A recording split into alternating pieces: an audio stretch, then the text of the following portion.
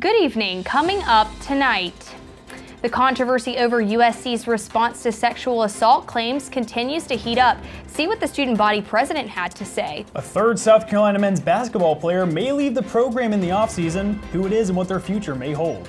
And finally, SCDHEC has updated the state's COVID-19 case numbers, what you need to know about the virus in South Carolina. All that and more tonight on SGTV Nightly News.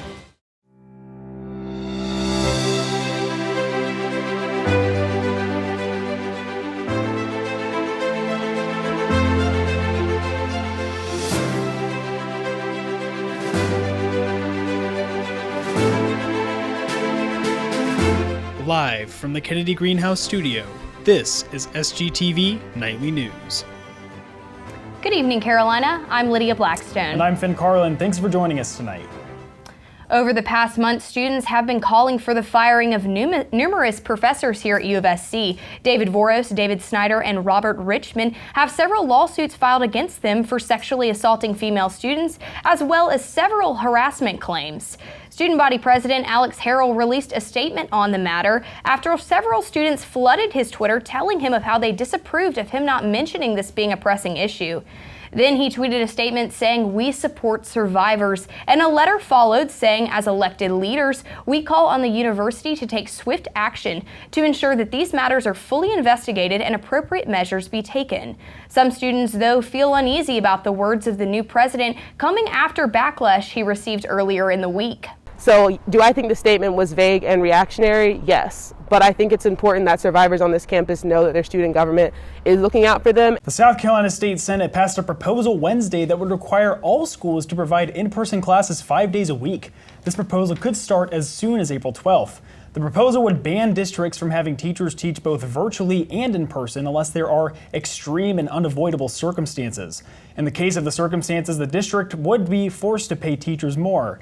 While 44 out of 79 of South Carolina's traditional school districts are back to in-person class, all but 6 districts plan to offer in-person instruction by the deadline. District officials say at the time students return to the classroom, they will see more than 6,000 desk barriers to help prevent the spread of the virus. The campus COVID dashboard was updated on March 29th. The total active cases are at 98, which is an increase of 5 cases since the last update. The percent positive rate is at 1.39%, which is down from the previous 1.33%. The alert level remains at the new normal.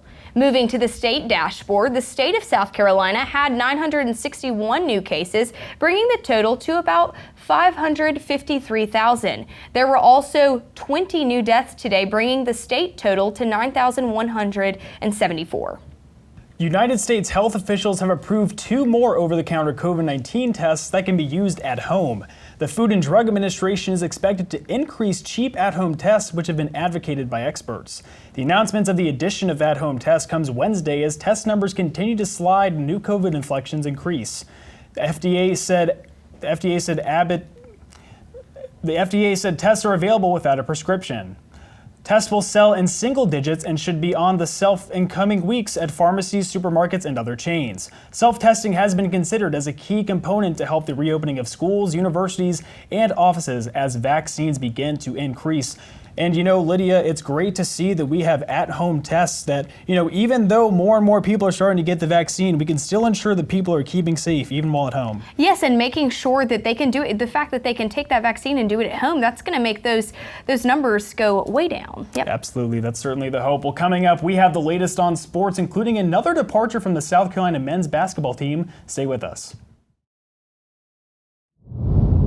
Welcome back, everyone. A third basketball player has announced his intentions to lead the South Carolina men's basketball team. Let's check in with News 4 sports anchor Wade Rainey to give us the details. Wade? Thanks, Finn. A third South Carolina men's basketball player has announced his intent to enter the transfer portal and leave the program. Rising senior TJ Moss, who played in 18 games this year, starting 5, joins guard Trey Hannibal and forward Jalen McCreary in the transfer portal. The trio combined for 15 points per game this season. Also potentially leaving the program is star forward Keyshawn Bryant, who averaged 14 points and 5 boards this season. He announced that he would be entering the NBA draft without hiring an agent, meaning he could still return for next season. A Columbia native will also be entering the NBA draft, but he wasn't a Gamecock. Former Lower Richland High and Clemson standout Clyde Trapp announced on Wednesday that he would be putting his name in the draft without hiring an agent. Trapp started all 24 games for the Tigers this year, averaging 7 points, 6 rebounds, and 2 assists. However, if he does return to school, Trapp announced he would try and play as a graduate transfer at another university. Even though Trapp will graduate from Clemson in May, he has an extra year of eligibility granted by the NCAA due to the COVID-19 pandemic. That's all that's happening for South Carolina sports. Back to you. Thanks, Wade. Coming up, a well-known pop star is getting her turn on the headlines. Stick around to find out who. Welcome back, Carolina. A women's history fact about the queen of pop and this rapper selling some controversial shoes. Here with the details are News 4 Entertainment anchors Devin and Chelsea. Thank you, Lydia. Lizzo is the first woman to ever headline the Bonnaroo Music and Art Festival. The festival will be happening for its 19th year this coming September in Manchester, Tennessee. The lineup also includes big artists such as the Foo Fighters, Megan Thee Stallion, and Tame Impala. With Bonnaroo being canceled in 2020 due to COVID, Lizzo has been waiting for this one for quite some time. Tickets are already on sale so fans can see their favorite artists live again. I think this is so amazing. Everybody's ready for concerts to get back in action. And like the vaccines and things like that, we're able to now. Yeah, and I'm ready for my local concerts too to start picking back up. I'm so excited to get back into it. Right. Did you get a pair of the Lil Nas X Satan shoes? Well, you may have to return them. Nike's request for a temporary restraining order has now been approved. The shoes went on sale this past Monday for $1,018 per pair, which contained a drop of human blood in the sole. Only 666 pairs were available and all sold out within minutes of going on sale. A Nike spokesperson said that the shoes were produced without Nike's approval or authorization. Nike is now asking the federal judge to recall every pair of the sneaker that is already in the process of being sent to the buyer.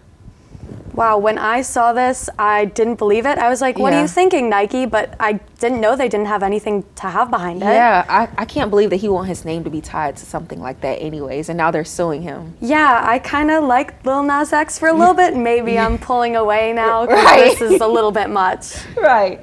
Well, that's all we have for you tonight. Back to you guys. Thank you, Chelsea and Devin. Coming up after the break, meteorologist Kaden Dinkins will let you know what to expect for this week's forecast, so don't go anywhere. Welcome back, everybody. I'm Katie Deakins with your forecast for tonight. So let's jump right into those headlines for tonight and throughout the rest of this week. So overnight, there is a very big freeze warning for Columbia, South Carolina, as well as other counties in South Carolina, meaning that the temperature is going to drop and there will be some frost in the morning. Now, tomorrow night, there is a low of 29. So tonight it's about 33 and then it drops down to 29 tomorrow. And then there is a frosty Saturday morning and then sunny. There's a sunny Sunday and then through next week it stays sunny.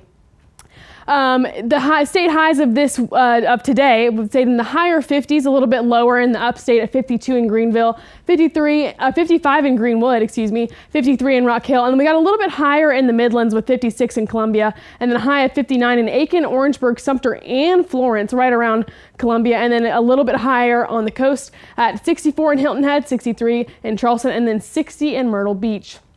Right now here in Columbia, South Carolina, it is 54 degrees, feels like 49, with winds going northwest at 15 miles an hour and a humidity of 28%. It is clear and a little chilly because that wind is picking up and makes it a little bit cooler. Now, it is April Fool's. I was going to trick you guys, but in my segment earlier, I did say that it was going to be sunny, so this is a joke, but happy April Fool's, everybody. Hopefully you didn't get too gullible today, but on to the actual headlines of this week. Starting Friday, it is sunny and cold with a high of 55 and a low of 29. It is a little bit chilly at night with that low of 29, which is why we see a frosty morning on Saturday with a high of 63 and a low of 38. Sunday is sunny with a high of 72 and a low of 45. And then we move on to Monday and it warms up just a little bit to 77 with a low of 50. And then Tuesday is a nice 80 degrees with a low of 56, sunny as well. And then Wednesday is sunny and 84. Super nice week we got going on for us. So hopefully you guys can get out there and enjoy it. But that is all I have for you guys tonight. But make sure to stay tuned for tonight's edition of Carolina Canines. And finally tonight's edition of Carolina Canines features Winston. The picture was sent in to us by McLaurin Heck. Winston is a 5-year-old Havapoo. He loves treats so much that he will do a dance on 2 legs for them. How cute, Finn. I love that. I know. When I first read that breed Havapoo, I thought that it was referring to a shampoo breed. Oh, which, goodness. Honestly, it's fitting because Winston is one good, clean-looking dog, if I do say so myself. He is that was good. That was good. He was a clean-looking dog for sure. Thank you. Well, that's all we have for tonight's edition of SGTV Nightly News. Be sure to follow us on Instagram, Twitter, and Facebook at SGTV at USC to keep up with all of our content. Be sure to also visit us online at sgtvonline.com. For SGTV Nightly News, I'm Lydia Blackstone. And I'm Finn Carlin. From all of us here at SGTV, have a great night, Carolina, forever to be.